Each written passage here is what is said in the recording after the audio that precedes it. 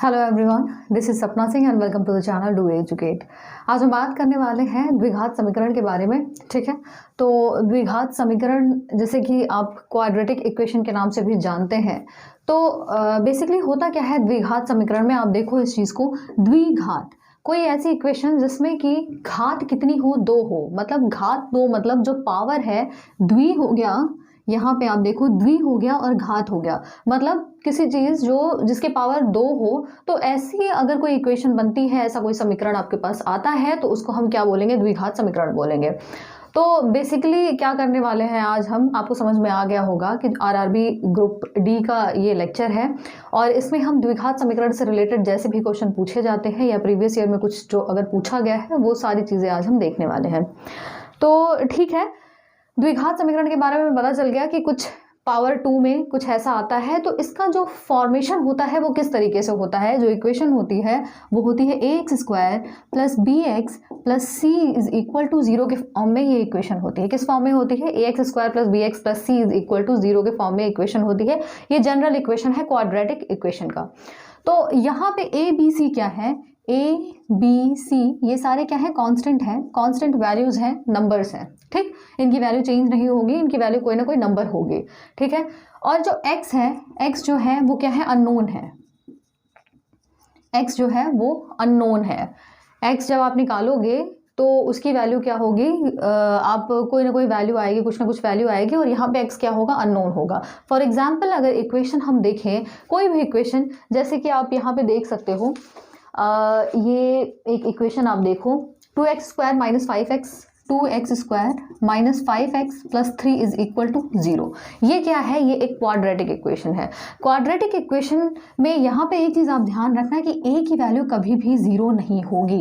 a की value कभी भी 0 नहीं होगी, क्योंकि अगर a की वैल्यू 0 हो गई तो ये bx plus c is equal to 0 का फॉर्म ले लेगा, और bx प्लस c यानी कि x की पावर यहाँ पे क्या है? 1 सिर्फ बचेगी। x की पावर अगर 1 बचे तो यहाँ पे क्या होगा? ये लीनियर इक्वेशन हो जाएगा, ना कि क्वाड्रेटिक इक्वेशन होगा। क्वाड्रेटिक इक्वेशन में हमेशा आप ध्यान रखना, ये चीजें चाहे 0 हो जाए, b c 0 हो सकते हैं, लेकिन a 0 नहीं होगा, क्योंकि a के बाद क्या है? x² है, और द्विघात समीकरण में आपके क्या होता है कि दो पावर होती ही होती है। तो ये चीज आप थोड़ा सा ध्यान रखना। अब यहाँ पे ये चीज आपके पास दे दी गई है, ऐसे क्वेश्चन में क्या क्या चीजें पूछी जाती हैं। अब आप ये इक्वेशन देखोगे, ax² plus bx plus c के फॉर्म में इक्वेशन दी हुई है। अब यहाँ पे क्या क्या पूछा जाता है?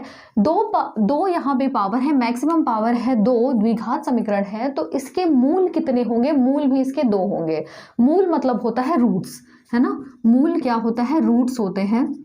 रूट्स 2 पावर है, यानी कि 2 रूट होंगे। द्विघात समीकरण है, 2 रूट होंगे। एक रूट होता है अल्फा, दूसरा रूट होता है बीटा, या फिर आप कह सकते हैं x1 x2। ठीक है, x1 x2 कह लो, अल्फा बीटा कह लो। नॉर्मली हम क्या करेंगे? अल्फा बीटा हम रूट्स मान के चलते हैं। ये तो एक नोटेशन है, आप इसको जिस चीज से डिनोट करना चाहो डिनोट कर सकते हो। ठीक, तो अल्फा बीटा इसके क्या हो गए? रूट्स हो गए।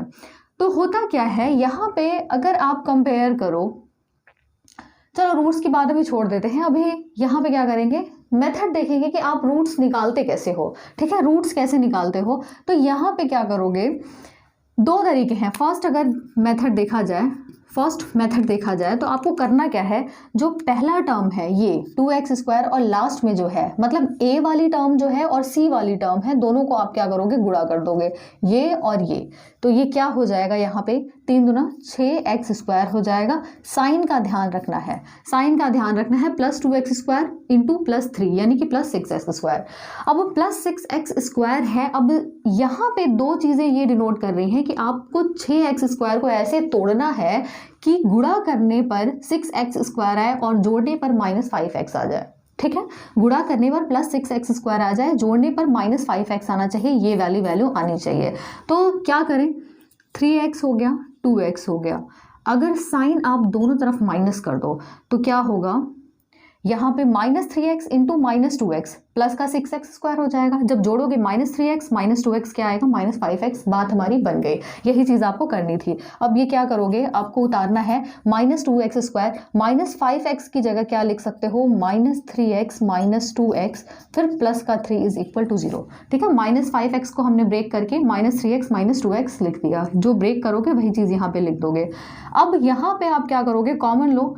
कॉमन क्या होगा, x होगा। इन दोनों में कॉमन लोगे, फिर इन दोनों में कॉमन लोगे, तो x कॉमन ले लिया हमने, बचा क्या यहाँ पे 2x -3। इन दोनों में कॉमन लिया, इन दोनों में। अब यहाँ पे -1 कॉमन लोगे तो ये हो जाएगा 2x -3 इज इक्वल टू 0। एक चीज़ आप हमेशा ध्यान रखना कि जब भी आप कॉमन लोगे तो ये जो वैल्यू आएगी ये दोनों में सेम आएगी। ठीक है, कभी भी क्वाड्रेटिक इक्वेशन को अगर आप सॉल्व कर रहे होगे तो कॉमन लेने के बाद एक और कॉमन चीज़ मिलेगी, ये हमेशा होता है। ठीक है, अगर ऐसा नहीं आता है इसका मतलब आपने कहीं ना कहीं कुछ ना कुछ गलती की है। तो हुआ क्या, अब x -1 और 2x -3 इज इक्वल टू 0 हो जाएगा। किस तरीके से 0 हुआ, 2x -3 भी आप सब में से कॉमन ले लोगे तो बचेगा क्या, x -1 बचेगा, 2x -3 इज इक्वल टू 0 बचेगा। अब एक वैल्यू आप इसको कर सकते हो 0, एक वैल्यू इसको कर सकते हो 0, यानी कि x -1 इज इक्वल टू 0 हो गया। और क्या हुआ, 2x -3 इज इक्वल टू 0। यहाँ पे इसको आप सॉल्व करोगे तो x की वैल्यू 1 आ गई, और इसको आप सॉल्व करोगे 2x इज इक्वल टू 3 आ जाएगा, x इज इक्वल टू 3/2। यानी कि ये एक वैल्यू हो गई अल्फा, एक वैल्यू बीटा हो गई। ठीक है, यही क्या है, इसके रूट्स हैं। द्विघात समीकरण के यही जब आप सॉल्व करोगे तो ये क्या होंगे, इसके रूट्स निकल के आएंगे। अल्फा बीटा यही है, अल्फा की वैल्यू 1 आ गई, बीटा की वैल्यू 3/2 आ गई। तो ये तरीका क्या है, ये फर्स्ट मेथड देखा है हमने, इक्वेशन को सॉल्व करके उसको ब्रेक करके कैसे करते हैं। नेक्स्ट मेथड जो होगा वो आप क्या कर सकते हो, फॉर्मूले के थ्रू भी इसको सॉल्व कर सकते हो। फॉर्मूले के थ्रू कैसे सॉल्व करना है, बहुत सिंपल है, उसको भी एक बार देख लेते हैं। फॉर्मूला एक्चुअली क्या होता है, यहाँ पे फॉर्मूला देखने से पहले जब आप क्या करोगे, यहाँ पे कंपेयर करोगे ax² plus bx plus c is equal to 0 से। ये जो जनरल फॉर्म होती है उससे आपको क्या करना होता है, गिवन इक्वेशन को कंपेयर करना होता है। तो जब कंपेयर करोगे तो यहाँ पे a की वैल्यू आ गई 2, b की वैल्यू आ जाएगी -5 और c की वैल्यू क्या आएगी 3। साइन का आपको हमेशा ध्यान रखना है कि कौन सा साइन कहाँ पे क्या दिया हुआ है। तो प्लस b है और यहाँ पे -5 है, तो जब कंपेयर करोगे तो plus b is equal to -5 आ जाएगा, यानी कि b की वैल्यू -5 के बराबर आ जाएगी। अब इक्वेशन क्या होगी, जो फॉर्मूला होता है वो क्या होता है, अल्फा बीटा का फॉर्मूला होता है, यहाँ पे होता है b plus minus √b² -4ac divide by 2a, ये फॉर्मूला होता है। तो अल्फा बीटा की वैल्यू अगर यहाँ पे आप निकालो तो b की वैल्यू है -5, सॉरी यहाँ पे होता है -b plus minus √b² -4ac, ये क्या होता है, ये फॉर्मूला होता है। तो अब यहाँ पे -b मतलब माइनस का -5 हो जाएगा, है ना, माइनस पहले से है और b की वैल्यू -5 है, प्लस माइनस √b मतलब -5 का स्क्वायर -4, a की वैल्यू कितनी है 2, c की वैल्यू है 3 बटे में 2, a की वैल्यू कितनी है 2 है। अब हम क्या करेंगे, अल्फा बीटा की वैल्यू कितनी आ जाएगी, -5 यानी कि +5 प्लस माइनस √5 बचे 25, माइनस का 5 का स्क्वायर होगा तो प्लस हो जाएगा, और -4 दूना 8 4 3 12। ठीक है, ये 12 हो गया, डिवाइड बाई 4 आ गया। अब अल्फा की वैल्यू क्या होगी, एक बार आप प्लस साइन लेके चलोगे और बीटा के टाइम पे माइनस लेके चलोगे, यानी कि अल्फा क्या हो जाएगा 5 प्लस √25 -12, ये कितना हो गया, यहाँ पे शायद कोई 5 बचे 25 और यहाँ पे 4ac, 4 × 2 4 दूना 8 4 3 12। ठीक, कुछ गड़बड़ है, शायद कोई गलती की है यहाँ पे, 4ac है ना, यहाँ पे वैल्यू आई है 4ac, 4 दूना 8, ठीक है, 4 दूना 8 4 दूना 8 8 तक 24। ठीक है, यहाँ पे क्या हो जाएगा,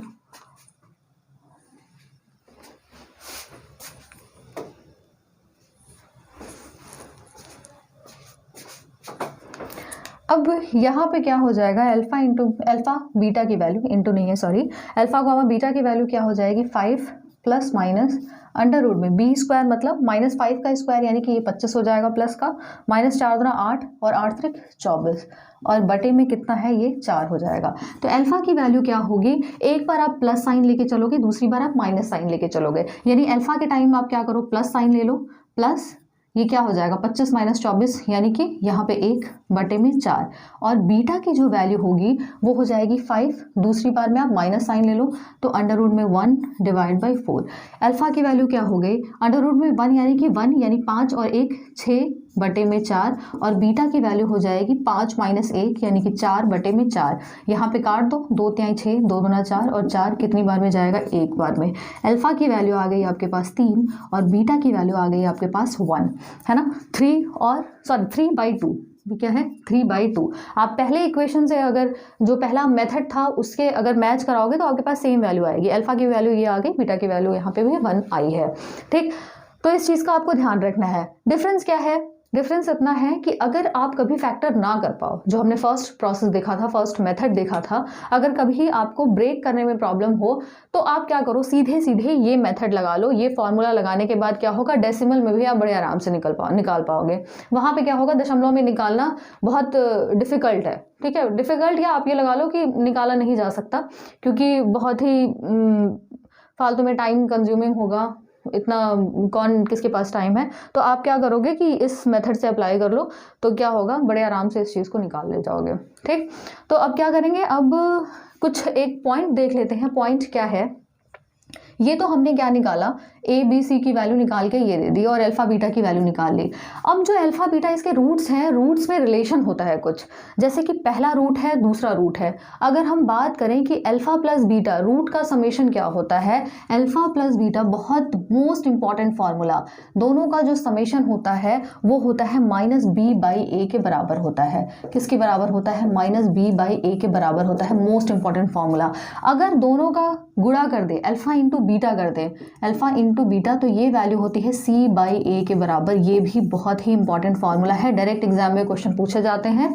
कोई द्विघात समीकरण दे दिया जाएगा, वहां पे बोलेगा कि एक काम करो, रूट्स का जो इनके मूल हैं या जो इनके रूट्स हैं उनका गुणनफल निकालो। तो गुणनफल निकालने के लिए alpha into beta is equal to c/a, यहाँ पे अगर आप निकालोगे तो c/a यानी कि 3/2 क्या हो जाएगा, यहाँ पे इस इक्वेशन के लिए 3/2 और यहाँ पे अल्फा प्लस बीटा यानी -b/a मतलब b की वैल्यू है -5, माइनस इंटू -5 यानी कि 5/a, 5/2 आंसर हो जाएगा, ठीक है। 5/2 आंसर हो जाएगा। आप चाहो तो रूट से भी कर सकते हो, अल्फा प्लस बीटा निकालो, 3/2 और +1 करो, जोड़ लो इसको, अल्फा इंटू बीटा करो, 3/2 गुणे 1 कर दो, 3/2 ही आएगा, ठीक।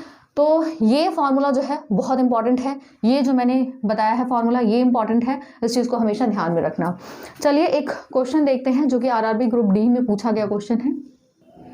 अब यहाँ पे क्वेश्चन आप देखिए, दिया हुआ है यदि द्विघातीय समीकरण 6x² - 5x + 1 6x² - 5x + 1 = 0 के दो मूल अल्फा बीटा है। दो मूल कौन कौन से हैं, अल्फा और बीटा, इसके मूल दिए हुए हैं। तो उनके मूलों के वर्ग का योग, मूलों के वर्ग का योग पूछ रहा है। मूल क्या है, अल्फा बीटा है, वर्ग कितना हो जाएगा, अल्फा² बीटा स्क्वायर, इसका वर्ग हो जाएगा। इनका योग क्या होगा, अल्फा² + बीटा², इसकी वैल्यू यहाँ पे पूछी जा रही है। बात समझ में आ गई होगी आपको कि क्या पूछ रहा है यहाँ पे, मूलों के वर्ग का योग। बात को ध्यान से सुनिए, मूलों के वर्ग का योग, मूल क्या है, अल्फा बीटा है, इनका वर्ग होगा अल्फा², इसका वर्ग होगा बीटा², उसका योग होगा अल्फा² + बीटा², यही वैल्यू निकालनी है, ठीक। अल्फा² + बीटा², ठीक। अब आपको क्या पता है, आपको इक्वेशन ये गिवन है, ठीक है, इक्वेशन गिवन है, तो आपके पास एक रिलेशन याद है आपको, alpha plus beta is equal to -b/a होता है, alpha into beta is equal to c/a होता है ना। तो लेकिन आपको ये नहीं पता है अल्फा² + बीटा² क्या होता है। तो अगर आपके पास अल्फा प्लस बीटा या अल्फा इंटू बीटा आप निकाल सकते हो, तो इन दोनों के रिलेशन से आपको क्या लगता है कि आप अल्फा² + बीटा² की वैल्यू निकाल सकते हो। एक बार देखते हैं, कोशिश करते हैं। अल्फा प्लस बीटा का होल स्क्वायर क्या होता है, अल्फा² + बीटा² + 2 अल्फा बीटा, यही तो होता है, a² + b² + 2ab, ठीक है। अब क्या करेंगे, यहाँ पे अल्फा प्लस बीटा यानी कि यहाँ पे निकालना है alpha square plus beta square, इसकी वैल्यू निकालनी है। तो alpha square plus beta square की वैल्यू क्या हो जाएगी, अल्फा प्लस बीटा का होल स्क्वायर। ये जो है 2 अल्फा बीटा उधर जाएगा तो -2 अल्फा बीटा हो जाएगा। अल्फा प्लस बीटा आप यहाँ से निकाल सकते हो, अल्फा बीटा आप यहाँ से निकाल सकते हो। वैल्यू पुट करोगे alpha square plus beta square की वैल्यू आ जाएगी। ठीक है, अब दिक्कत क्या है यहाँ पे कि अल्फा प्लस बीटा निकालना है। अल्फा प्लस बीटा निकालने के लिए आपको बी ए और ये सी ए ये सब की वैल्यू पता होनी चाहिए। इसको निकालने के लिए क्या करोगे, कंपेयर करोगे A X square plus B X plus C is equal to 0 से।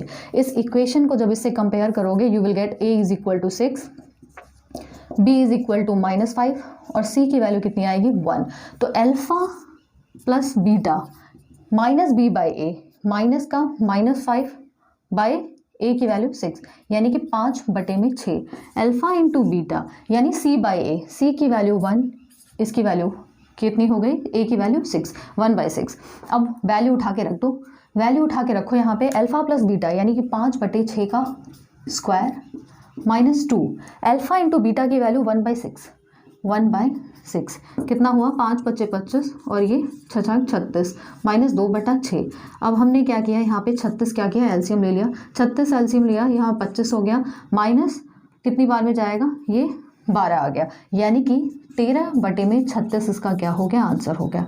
ठीक है, 13/36। आप ऑप्शन देखो इसको, 13/36 क्या हो गया, इसका आंसर होगा। तो ऐसे ही क्वेश्चन पूछे जाते हैं। क्या पूछा जा सकता है, सबसे पहले कोई इक्वेशन दे देगा, बोल देगा कि मूलों का योग निकालो, फिर इक्वेशन में पूछ सकता है मूलों का गुणनफल निकालो, या फिर इनसे रिलेटेड कोई रिलेशन होगा अल्फा प्लस बीटा का होल स्क्वायर या alpha square minus beta square भी पूछ सकता है। ठीक है, तो ये सारी चीज़ें आपको थोड़ी ध्यान में रखनी है। अब थोड़ा और एक क्वेश्चन देखते हैं, पुराने साल में पूछा गया क्वेश्चन है। अब यहाँ पे आप क्वेश्चन देखो, यहाँ पे दिया हुआ है यदि x प्लस वाई -2 का whole square, x plus y -2 का whole square plus 3x -2y -1 का whole square is equal to 0 हो, तो x और y के मान क्रमशः, x और y के मान क्रमशः क्या होंगे। यहाँ पे ऑप्शन आपके पास गिवन है A B C D।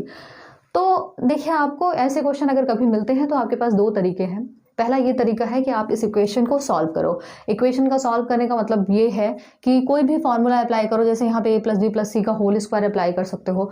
Formula apply करने के बाद आप चीज़ों को क्या करो, ब्रैकेट को ओपन करो, ठीक है, चीज़ें जो कट रही हैं उसको काटो और काटने के बाद फिर आप एक्स वाई की वैल्यू निकालो।